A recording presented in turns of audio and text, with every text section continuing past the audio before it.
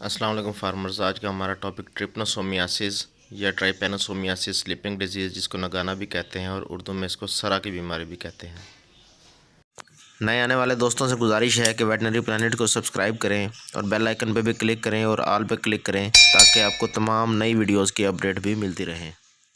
یہ بیماری افریقہ سمیت دنیا کے 37 ممالک میں پائی جاتی ہے جو کہ سیٹسی فلائی کے کاٹنے کی وجہ سے پھیلتی ہے اور اس بیماری کو نگانا بھی کہتے ہیں۔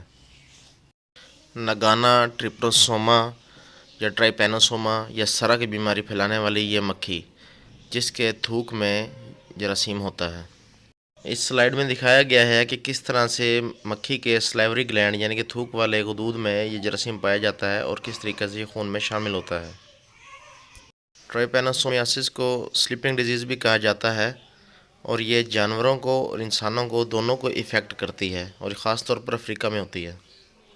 یہ بیماری انسان، گائے، بھینس، گدھے، اونٹ، گھوڑے اور دوسرے جنگلی جانوروں میں بھی پھیل سکتی ہے اور وجہ اس کی صرف سیٹسی فلائی ہے۔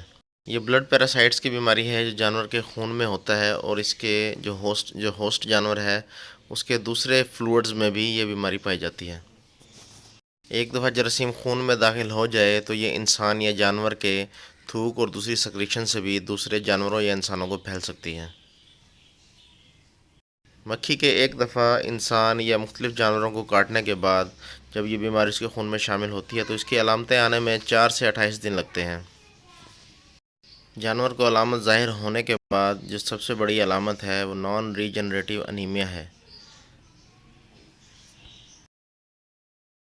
جانور میں جب انیمیا ہوگا، اس میں خون کی کمی ہوگی تو جانوروں کے ڈھانچے اس طریقے سے نظر آئیں گے کہ ان کی جو چمڑی ہے وہ ہڈیوں کے ساتھ بالکل چپک جائے گی۔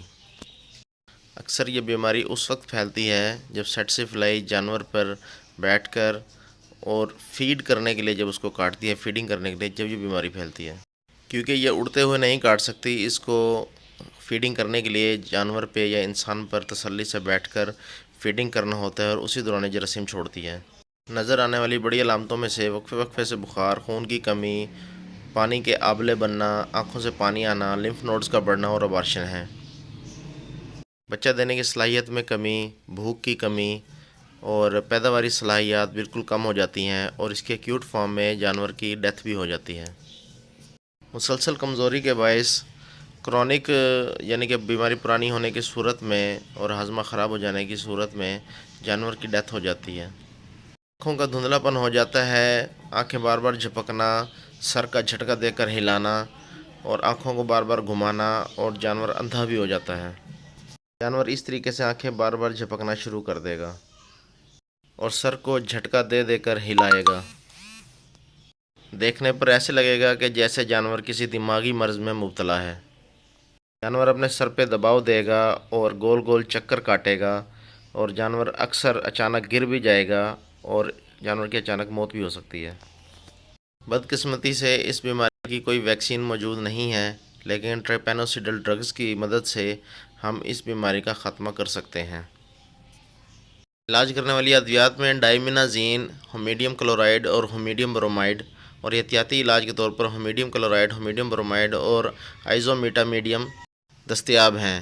یہ ڈائمینازین کے نام سے میں آپ کو پہلی میڈیسن دکھا رہے ہیں، آپ اس کا سالٹ یاد کر لیں، یہ مختلف نام سے بھی مل جاتی ہے۔ یہ ڈرگ جو آپ کو دکھا رہے ہیں یہ ہومیڈیم کلورائڈ ہے، یہ آپ کو مختلف برانڈ نیم سے بھی مل جائے گی، اس کا بھی آپ سالٹ اچھی طرح سے یاد کر لیں۔ یہ ہومیڈیم برومائڈ کی اس وقت جو ہمارے پاس پکچر موجود ہے وہ 25 kg والے بیگ کی موجود ہے، یہ اس چھوٹی پیک میں بھی دستیاب ہے۔ آپ جسٹ سالٹ یاد کریں اور اس کا مارکیٹ میں پتہ کر سکتے ہیں۔ اور یہ میڈیسن ایزومیٹامیڈیم کلورائڈ کے نام سے بھی آتی ہے، یہ بھی احتیاطی طور پر اور علاج کے طور پر لگ جاتی ہے۔ پاکستان میں اویلیبل ڈائمینازین اور ٹریپامیڈیم سیمورین ان دو ناموں سے میڈیسن بآسانی مل جاتی ہے جو کہ اس بیماری میں بہت کارگر ہے۔ دوستو، اس ویڈیو کو آپ تک پہنچانے کے لیے بہت محنت کی گئی ہے۔ اگر آپ کو یہ ویڈیو پسند آئی ہے تو اس کو دوستوں کے ساتھ شیئر کیجئے، اس کو لائک کیجئے، اس پہ کمنٹس کیجئے۔ نئی ویڈیو کے ساتھ بہت جلد حاضر ہوں گے، تب تک کے لیے اپنا خیال رکھیے گا۔ اللہ حافظ۔